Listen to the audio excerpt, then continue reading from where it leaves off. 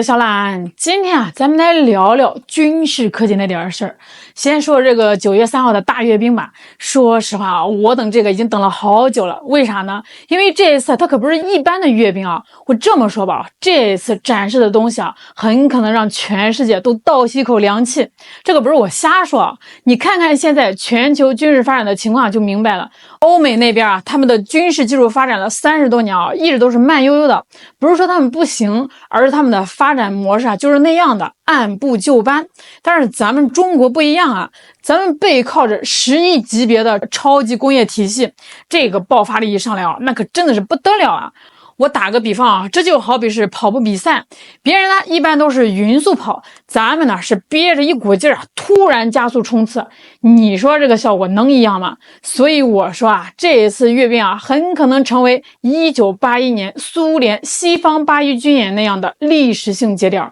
彻底改变世界军事格局。说到具体装备咱们得先聊聊坦克。你知道吗？美国现在的主力火炮 M109用的还是39倍镜的主炮，这技术都是冷战末期的东西了全球的陆军主力装备基本上都停留在3代坦克的水平上，就跟这个空军还在大量使用4代机是一个道理。不过话说回来这个俄罗斯呢倒是搞出来个 T14， 说是突破了4代坦克的门槛，但是你看看他在这个乌克兰战场上的表现，那叫一个尴尬跟他们的苏57战机差不多都是看起来呢很美，这个实际上问题不少。咱们的154轻坦就不一样了这玩意儿最厉害的不是这个火力有多猛，而是它的信息化作战能力。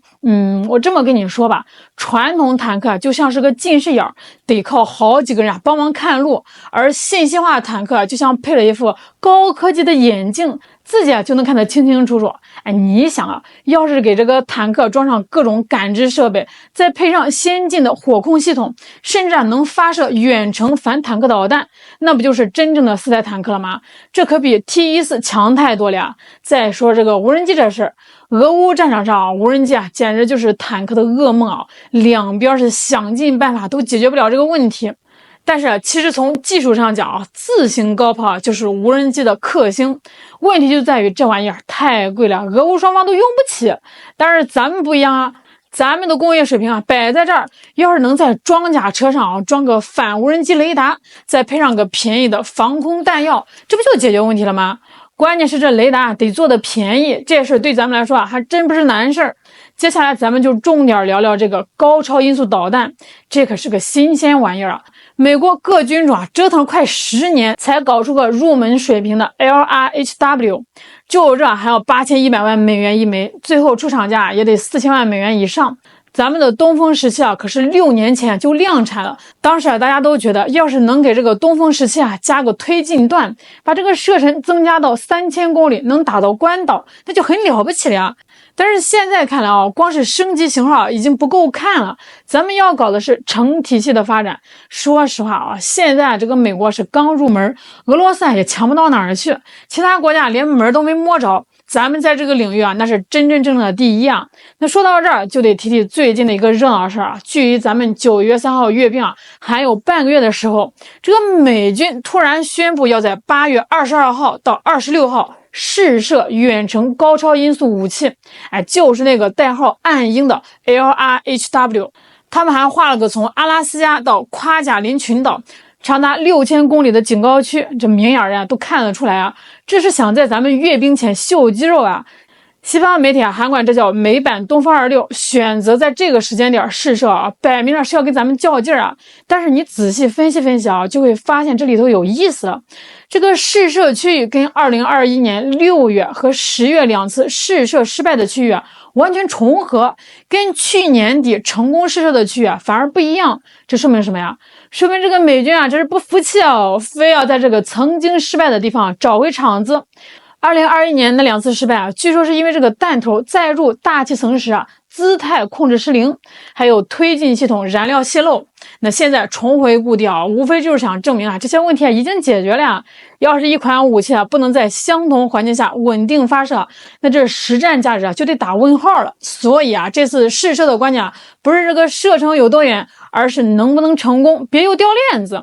再说这个6000公里的射程，看起来啊是比咱们东风26的5000公里要远，但这是有代价的。LRHW 的战斗部重量只有455到544公斤，而咱们的东风26啊至少有 1.2 到 1.5 吨，是它的2到3倍重。这重量差意味着什么呀？意味着 LRHW 啊很难搭载钻地弹头、子母弹头这种特种弹药。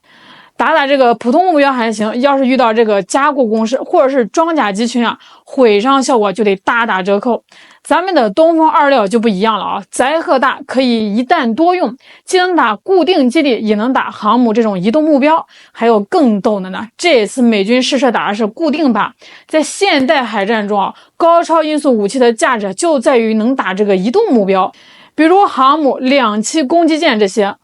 要打这个移动目标，这个导弹它就得装先进的雷达导引头、红外成像系统，末段还能调整轨迹，这些都会消耗燃料，影响射程。咱们的东风26为什么叫航母杀手啊？就是因为它能够打移动目标啊，哪怕牺牲点射程，也能确保能精确锁准海上目标。LRHW 这次打固定靶啊，其实说白了就是在秀参数啊，实战能力怎么样还得打个问号。从技术原理来看啊 ，LRHW 虽然叫高超音速武器啊，但它其实啊就是个改进型的传统弹道导弹。它的飞行啊分3个阶段，先用这个火箭助推器啊把弹体送出大气层，然后释放双锥体弹头。再入大气层时啊，用这个桑格尔弹道滑翔机动，最快能到17马赫。这种设计吧，虽然能够降低被拦截的概率，但跟咱们东风26的全程大气层内高超音速滑翔的技术比啊，还是有代差的呀。LRHW 的桑格尔弹道啊，依赖的是大气层外的滑翔来增程，但在入时会遇到黑障问题。高速飞行啊产生的等离子体啊会阻断通信，弹头收不到实时的数据，只能按这个预设的路线飞，抗干扰能力差呀。咱们的东风26啊用的是钱学森弹道，全程在大气层边缘滑翔，既能保持10马赫以上的高速，又能通过数据链实时调整轨迹，对移动目标的追踪精度啊更高。而且啊这个 LRHW 的双锥体弹头气动布局简单，机动能力有限，面对有末端反导能力的舰艇啊，突破成功率啊可能不太理想。说实话啊，严格来说 ，LRHW 啊只能算是个伪高超音速武器，还没达到真正的技术成熟。这个美军啊选择在咱们阅兵前试射，明显就是想碰瓷儿啊，这不是第一次了。2019年啊，咱们国庆阅展示东风41后啊，这个美军啊就试射过民兵3。2021年东风17亮相后啊，他们就加速了 LRHW 的研发，但是效果嘛，2020年的2次失败反而暴露了技术滞后。这一次啊，就算是成功啊，也掩盖不了战斗不清，不能够打移动靶的短板。最关键的是啊，中美发展高超音速武器的思路啊根本就不一样。咱们发展东风26啊，是为了捍卫国家主权，维护地区和平，针对的是外部势力对咱们核心利益的干预。那美军搞这个 LRHW 啊，是为了维持全球霸权，保持这个军事威慑优势。这种战略差异啊，直接就体现在技术取舍上。咱们重实战效能和可靠性，而美军啊则在参数和实战间摇摆不定。LRHW 的6000公里的射程和455公斤战斗部的矛盾啊，就是这种摇摆的典型体现。从这个全球高超音速武器发展来看啊，这个美军啊还是个追赶者。到2024年啊，咱们已经列装了东风17、东风26、东风27啊等多款高超音速武器，覆盖近、中、远射程，形成了完整体系。这俄罗斯啊也有匕首、先锋、锆石3款武器，而且在这个乌克兰用了啊，有实战经验。美军呢，至今啊没有一款高超音速的武器啊正式列装。LRHW 还在这个试射阶段，问题不断啊。这次要是再出问题啊，不仅会延误列装进度啊，跟中俄的差距还会拉大。对于咱们来说，这个美军的试射虽然有点挑衅意味，但也从侧面证明了中国国防实力的提升。这东风26是咱们自主研发的， 2015年亮相以来通过多次演训证明了可靠性和威慑力。2020年南海演训中它精准命中移动靶船，展示了打这个海上大型目标的能力2022年台海局势紧张时，它的部署有效威慑了外部势力。LRHW 还没经过实战检验，就算这次试射成功了，那也得经过这个部队试用磨合，才能真正的形成战斗力。总之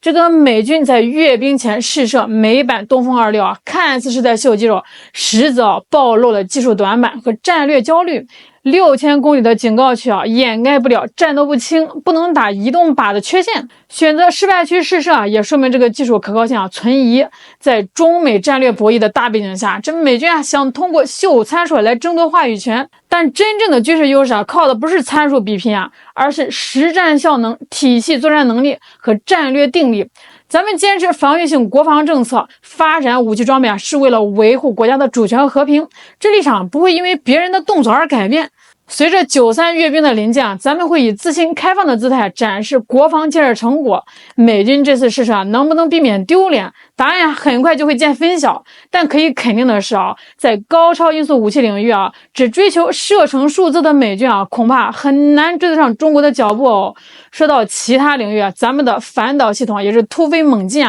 之前一直没怎么公布发展进程，去年呢，珠海航展才展示了红旗19。按照咱们的惯例既然敢展示这个红旗19那肯定还有更先进的没拿出来果然，最近美国的网站就刊文说，中国更先进的反导装备已经问世，和红旗19配合使用，战斗力已经不输美国经营多年的反导体系了。而且人家还说，不知道咱们还有没有更厉害的装备藏着呢这海军方面这2年舰艇下饺子式的服役，但配套武器中只有鹰击21比较出色。不过听说这个情况也快要改变了，到时候肯定又有惊喜去年底这个歼36和歼50问世，还有前一阵子空中梯队露面，大家都觉得国产航空装备进步实在是太大了。但是很多人都没想到的是航空领域的进步它只是冰山一角，其他技术相对简单的领域这个进步只会更大更全面。才过去不到1天，这个欧美媒体就已经开始不安了